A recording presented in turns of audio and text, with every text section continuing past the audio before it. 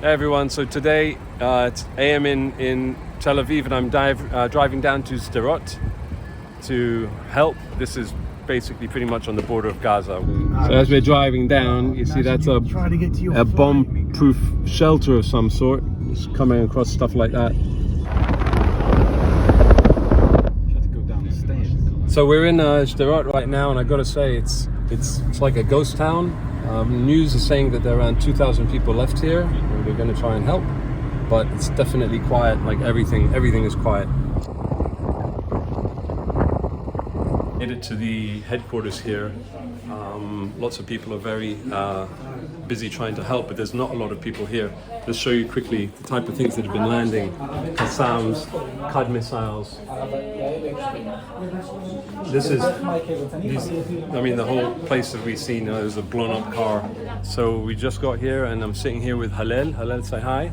Hallel's going to tell us what to do. She's here. How many people are in Sderot right now left?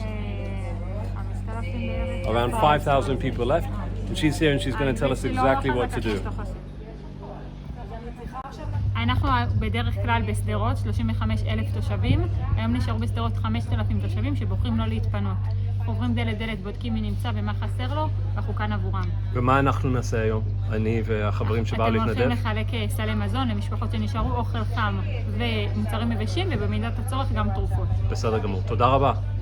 They've put us to work, and what we're doing is all these supplies we're putting into boxes, and then we're gonna put it in our car and get it to as many people as we can. We're stocked up. We've got a car full of boxes and stuff.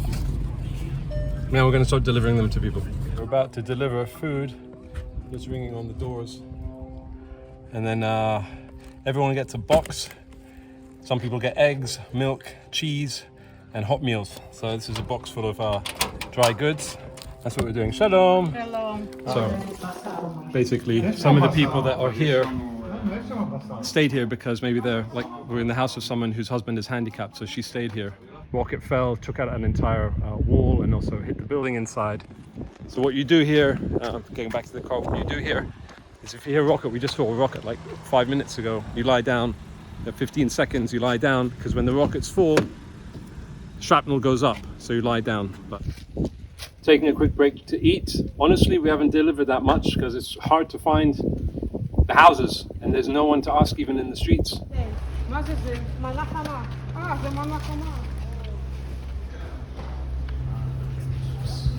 Now we're going into the truck. They have cooked meals, milk, cheese. We're going to pack them up and put them in the car for round number 2.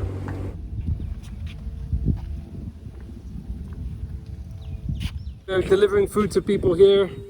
Say hello. Hey, hello. Where are you from?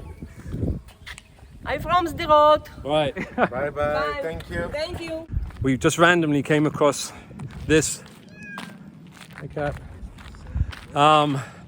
This is, if you remember, on the day of the attacks, terrorists infiltrated Sderot and they took over a police station.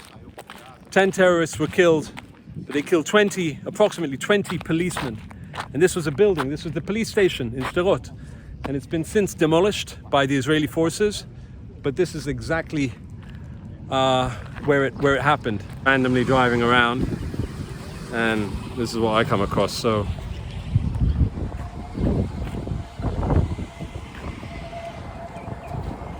yeah, I don't know what not using disproportionate force means, but that's got to stop. Is there anyone here? It's like hardly anyone, and everyone who is here is in the houses. And even when we knock on the door to deliver the food, some people are too afraid because they're traumatized from the terrorist attacks, so they're staying indoors. And so you have to say we're volunteers from the town council. But the very few people who are here, they're like scared to. Some of them are very scared to come out. Okay, so we've delivered like around 2 or 3 loads of food. We're gonna head back to Tel Aviv now, but like we're all good, we're all empty. We're gonna head back home.